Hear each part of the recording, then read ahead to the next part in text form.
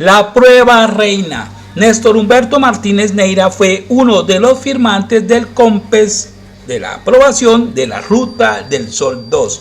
El periodista Gonzalo Guillén revela un documento que sería, según él, la prueba reina del inicio de un entramado de corrupción con la bendición del gobierno Santos y sus ministros en el caso Odebrecht Sarmiento Angulo. Vamos a revisar estos datos primero. Voy a darles algo de contexto. El COMPES es la máxima autoridad nacional de planeación y está encargada de aprobar los estudios y documentos presentados por el Departamento Nacional de Planeación. El Departamento Nacional de Planeación es la entidad que desempeña sus funciones como secretaria ejecutiva del COMPES.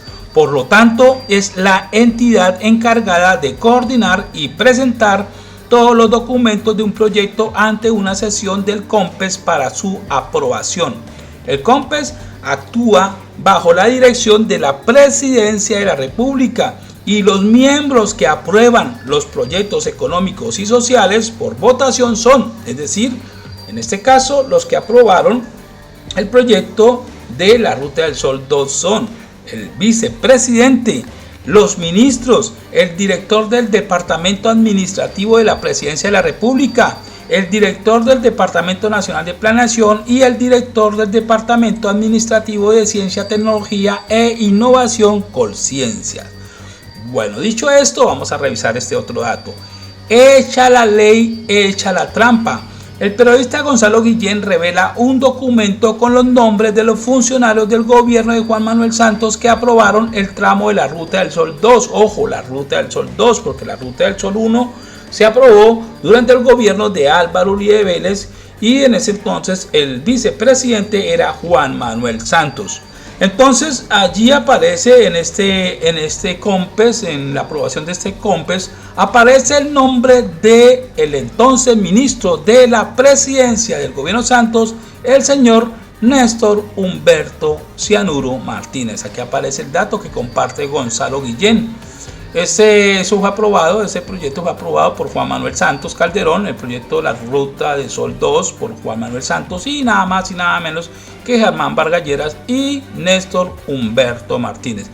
Bueno, este dato estaba como calladito, ¿no? Este dato de que este personaje hizo parte en la aprobación de ese COMPES, ¿no?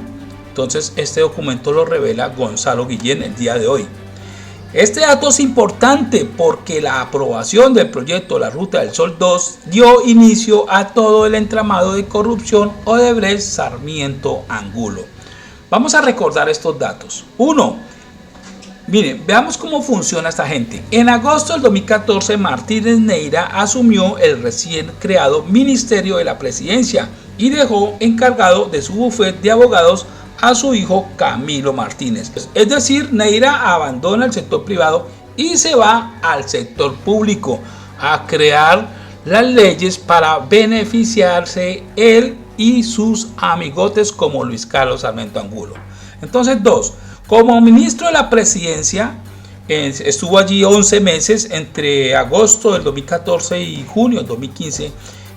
Mientras estuvo allí en este cargo como en el Ministerio de la Presidencia, firmó el documento COMPES de la Ruta del Sol 2, de que la Ruta del Sol 2 pues, es una sociedad entre Odebrecht y Luis Carlos Sarmiento Angulo.